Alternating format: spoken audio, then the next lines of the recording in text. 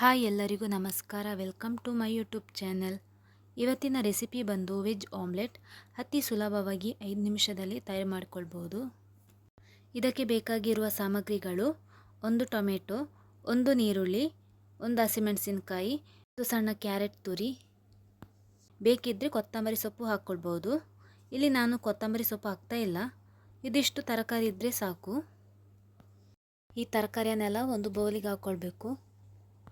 1 spoon ಕೊತ್ತಂಬರಿ ಹುಡಿ, 1 spoon ಖಾರದ ಪುಡಿ, ರುಚಿಗೆ ತಕ್ಕಷ್ಟು ಉಪ್ಪು ಮತ್ತು 1 ಕಪ್ಪಷ್ಟು ಕಡಲೆ ಹುಡಿ ಹಾಕಿ ಇದನ್ನು ಚೆನ್ನಾಗಿ ಮಿಕ್ಸ್ ಮಾಡಿಕೊಳ್ಬೇಕು.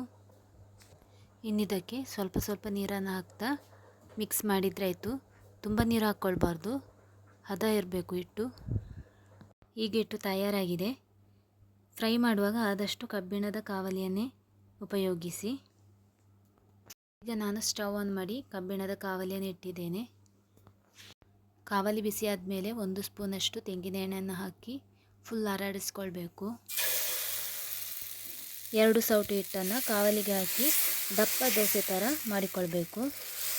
ಸ್ಟವನ್ನು ಮಧ್ಯಮ ಉರಿಯಲ್ಲೇ ಇಟ್ಕೊಳ್ಬೇಕು. ಇನ್ನು ಇದನ್ನು ಬೇಯಲು ಸ್ವಲ್ಪ ಹೊತ್ತು ಮುಚ್ಚಿಡಬೇಕು. ಇದೀಗ ಒಂದು ಸೈಡು ಬೆಂದಿದೆ. ಇನ್ನು ಇದರ ಮೇಲೆ 1 ಸ್ಪೂನಷ್ಟು ತೆಂಗಿನೆಣ್ಣೆ ಹಾಕ್ತಾ ಇದ್ದೇನೆ. ತೆಂಗಿನೆಣ್ಣೆ ಹಾಕಿ ಇನ್ನೊಂದು ಸೈಡು ಫ್ರೈ ಮಾಡಿಕೊಳ್ಬೇಕು. 2 ಸೈಡು ಕೂಡ ಚೆನ್ನಾಗಿ ಫ್ರೈ ಆಗಿದೆ. ಇವತ್ತಿನ ರೆಸಿಪಿ ನಿಮಗೆ ಇಷ್ಟ ಆದರೆ ನೀವು ಕೂಡ ಒಮ್ಮೆ ಟ್ರೈ ಮಾಡಿ ನೋಡಿ. ಅತ್ಯಂತ ರುಚಿಕರವಾದ ವೆಜ್ ಆಮ್ಲೆಟ್ ತಯಾರಾಗಿದೆ.